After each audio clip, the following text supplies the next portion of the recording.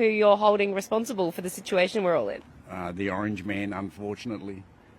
He has a lot to answer for.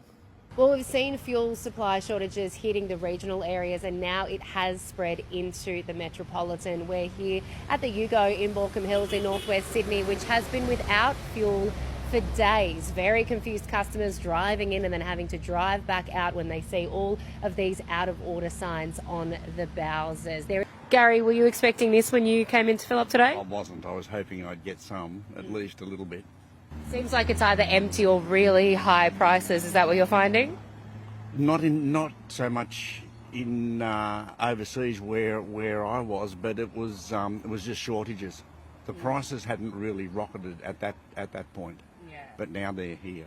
I read about it when I was coming home. Yeah. Who you're holding responsible for the situation we're all in? The orange man, unfortunately. He has a lot to answer for. The orange man and not even Trump. They don't even call him by his name no more. As an American that didn't vote for the orange man, I'm sorry. At least some Americans are showing some sympathy on what's going on across the world. Not having enough emergency fuel is not Trump's fault. It's the government and previous government's fault for not planning for the worst. Yes, you're right, the government is responsible for that. But at the same time, it's 2026. We're supposed to be using other forms of renewable energy. People didn't feel like buying EVs, but now them boys are laughing. Now with the oil shortages, Australia is really going through it to the point where they're actually stealing gas from other people's cars. Breaking news coming out of Australia. The fuel wars have begun.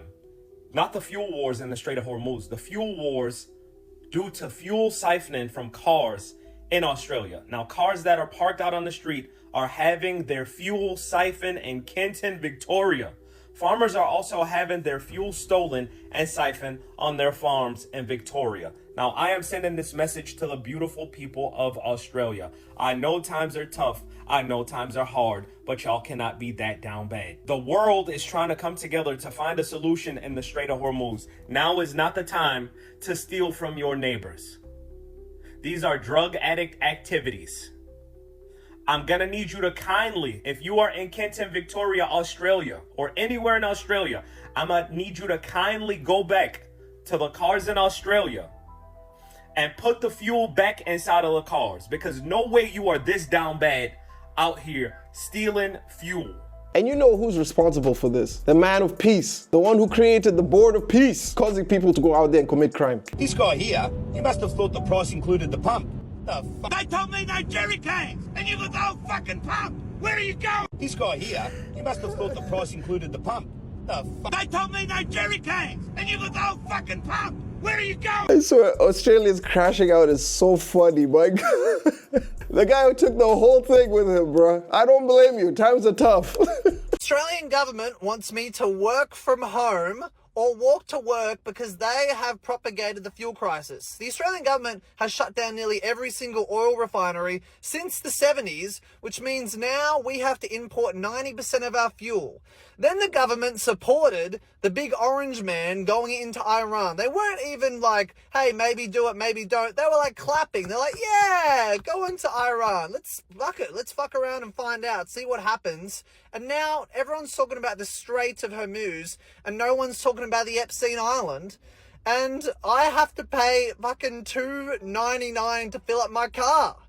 I'm sick of drinking through a fucking paper straw while the governments of the world are just fucking around and finding out. Buy an electric car, problem solved. In this economy, you want us to all of a sudden just buy electric cars out of nowhere. Brother, yours is only $2.99 and that's after this. We are paying $4 a gallon before the war started. Now it's approximately $5. It's $2.99 a liter, not a gallon. You're paying $4 a gallon. Think about that. Y'all in America are paying way less than what these guys are paying in Australia. Never thought I'd be taking a kangaroo taxi. Yeah. Neither did I, but it's efficient. Let's go, mate.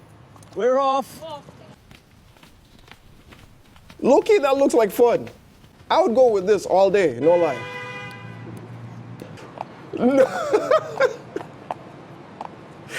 Legit, this would actually be the best option. But you know how animal rights are. They're going to come after you immediately. In breaking news, petrol in Australia is officially unaffordable because people on the other side of the world are trying to each other. In what experts are calling an absolute piss take, Aussies are having to give up their life savings to fill up their car just so they can drive to a job that they hate. When asked how they were coping, one resident said, and I quote, "This shit, I'm walking to work even if it means I arrive at lunchtime." Now, Aussies are having to choose between filling up their cars and getting beers on the weekend, and let me tell you, it's a no-brainer. I'm standing outside of Liberty in Highgate Hill, and the general consensus here is that people are not happy. The last time we had the crisis, it was during COVID, so everyone stocked up on toilet paper. Honestly, just insane right now. The war on at the moment. That's mental, isn't it? What can you do?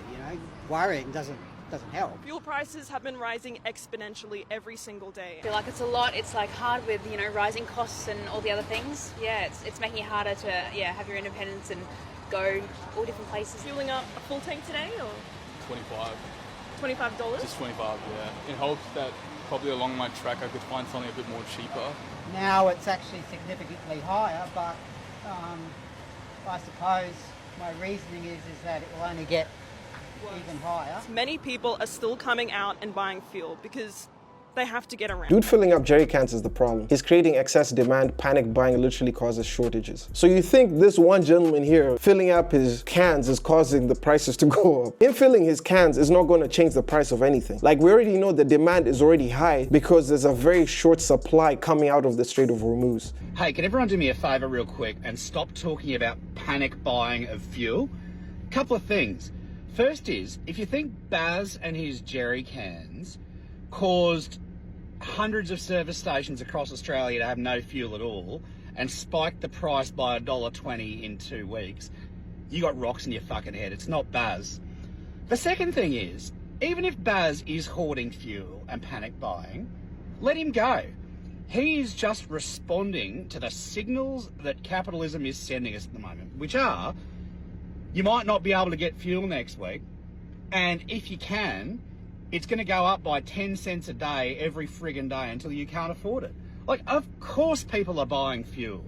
And to have government, to have people in positions of responsibility writing them off as panic buyers who are doing the wrong thing, when the government shows absolutely no intention of actually helping people who need to get to work, or need to get crops in, or need to get goods moved so that people can buy them and eat them, no intention to help those people out, what are you going to do? And then you get written off as a panic buyer.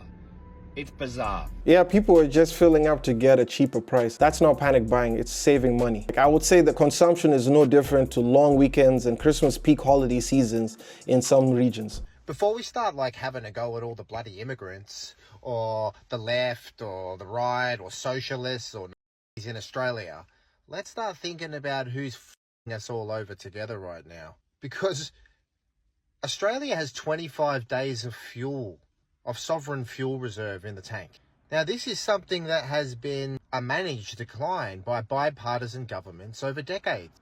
Australia once had 8 refineries in this country that are now non-existent. And we depend completely on fuel that is delivered to this country via refineries in Asia, via oil from the Persian Gulf. And, before we start ripping each other apart at the petrol pump, or, having bloody punch-ons in the supermarket aisles over bloody tins of condensed milk, maybe we got to think a little bit about how we got here. And also what's exacerbating this horrible situation, Trump's insane war in Iran, that Australia has jumped in and supported from day one. While other nations are trying to work out how to find a middle ground in all this, it's Albanese who's left us running high and dry by lumping into this war from day one and giving it his full support. Anyway, let me know what your thoughts are with the situation happening in Australia. Clearly, Trump has messed everything up for them. But leave your comments down below. If it's your first time to the channel, make sure you like, comment, and subscribe. It really does help out the small channel. Also, check out this video. I'm sure you're gonna like it. But nevertheless, I'll see you guys when I see you. Peace.